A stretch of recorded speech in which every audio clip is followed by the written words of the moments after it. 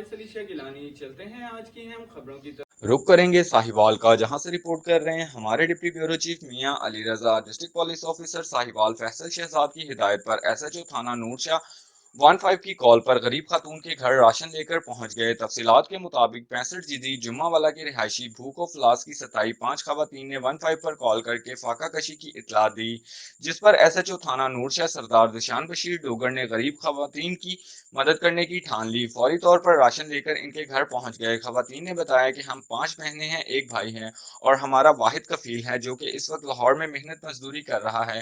इसकी तनख्वाह से पहले ही बामुश्किल गुजारा हो रहा था, मगर अब महंगाई की वजह से नौबत फाकों पर आ पहुंची है। हमारा मकान भी किराए पर है। एसएचओ थाना नूरशाह सरदार दिशान बशीर डोगर ने बताया कि इनकी जरूरत पूरी करके जो राहत मिली है मैं इसको बयान नहीं कर सकता। मजीद खबरों और अपडेट्स के लिए हमारे साथ रहिएगा। तब तक के लिए अपना ख्याल रखिएगा। अल्लाह हाफिज।